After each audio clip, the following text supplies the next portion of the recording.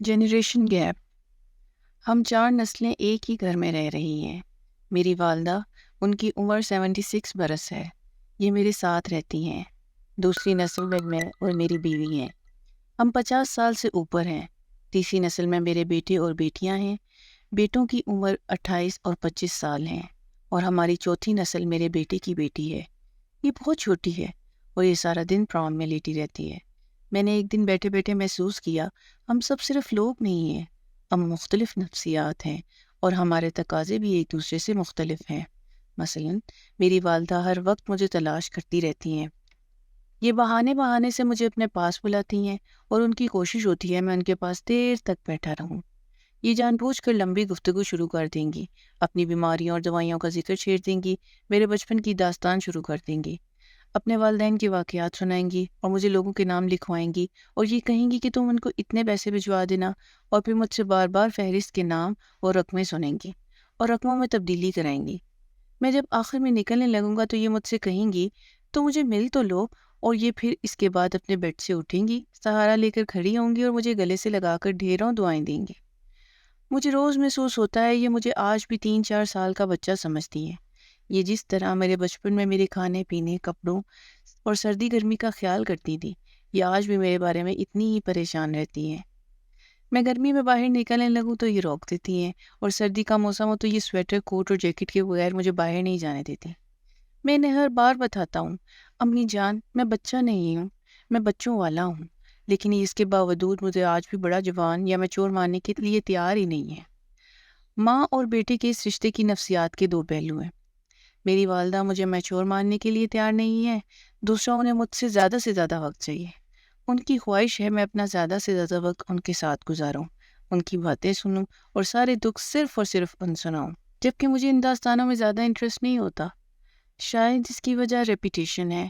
میں یہ داستانیں بچپن سے سن رہا ہوں، اور یہ مجھے اب ازبر ہو چکی ہیں، چنانچہ میں درمیان میں انٹرسٹ لوز کر بیٹھتا ہوں، اور صرف ان کا دل رکھنے کے لیے ہاں جی امی جی کہتا رہتا ہوں، اور اس دوران میرا سارا دھیان اپنے بچوں کی طرف رہتا ہے۔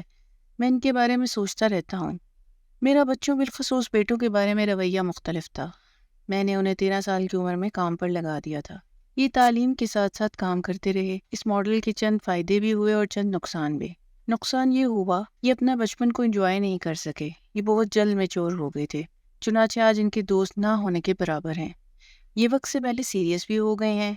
فائدے یہ ہوئے ہیں، یہ بہت جلد انڈیپینڈنٹ ہو گئے اور خوشحال اور ماشاءاللہ تجربہ کار بھی۔ انہیں کاروبار کرنے، کمپنیاں بنانے، ٹیکس سسٹم اور مارکیٹ کا علم بھی ہو گیا۔ آج صورتحال یہ ہے، ان کی کلاس فیلوز اور ٹیچرز ان کے ساتھ کام کرتے ہیں، مگر اس کے باوجود میں انہیں انڈیپینڈنٹ اور میچور ماننے کے لیے تیار نہیں ہوں۔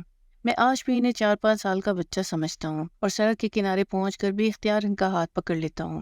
یہ جب بھی گھر سے نکلنے لگتے ہیں تو میں انہیں گرمیوں میں سر پر ٹوپی رکھنے اور سردیوں میں جیکٹ پہننے کا مشورہ دیتا ہوں، اور یہ اگر میری بات نہ مانے تو میں ان سے ناراض ہو جاتا ہوں۔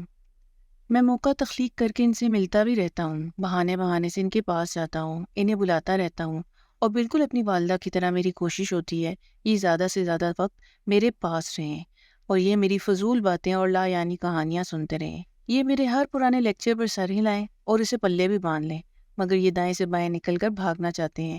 ان کے دفتر میں لوگ بیٹھے ہوتے ہیں، ان کی میٹنگز ہوتی ہیں، انہوں نے دوسرے دفتروں اور بینکوں میں خوار ہونا ہوتا ہے، اور ان کے کلائنٹ آن لائن انتظار کر رہے ہوتے ہیں، جبکہ میں خود اس سسٹم کا حصہ ہوتے ہوئے اسے ماننے کے لیے تیار نہیں ہوتا۔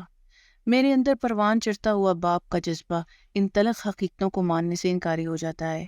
یہ انہیں میچور بھی نہیں مانتا، اور یہ ان کے ساتھ زیادہ سے زیادہ وقت گزارنا چاہتا ہے۔ یہاں میں 2 نفسیاتی عارضوں کا شکار ہوں۔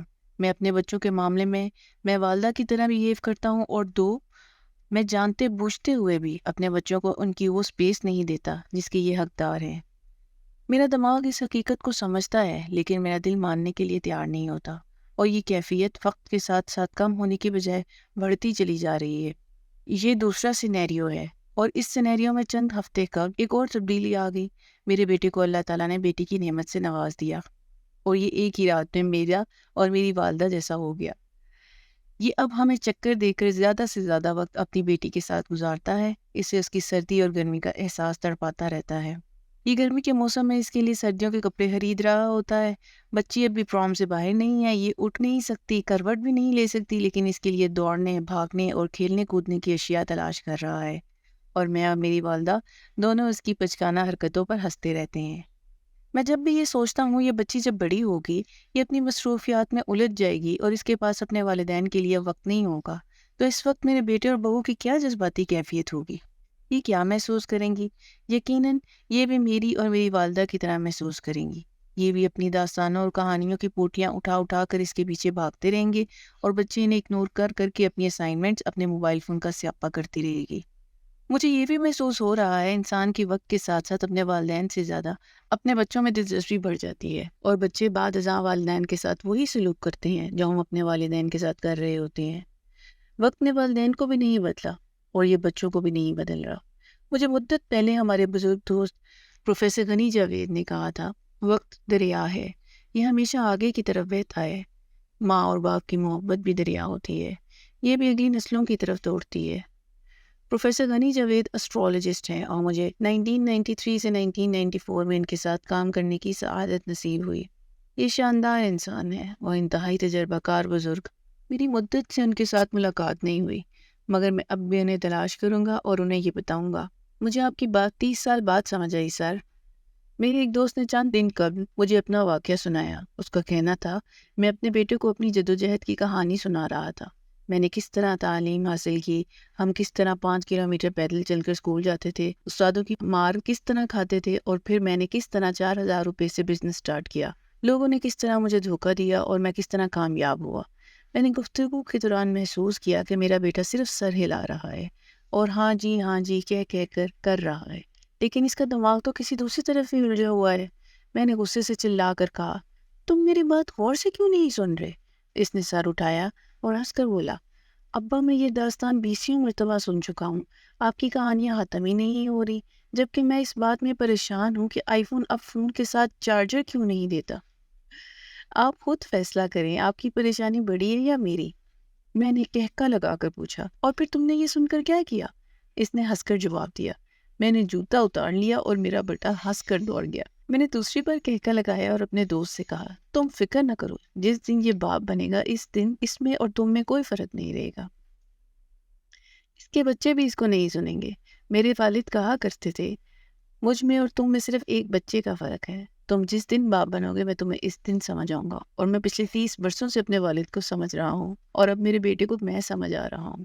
ہمارے والدین کی سوچ کیا تھی، ان کے ایشوز کیا ہیں، یہ فلسفہ ہمیں صرف اس وقت سمجھ آتا ہے جب ہم خود ماں یا باپ بنتے ہیں۔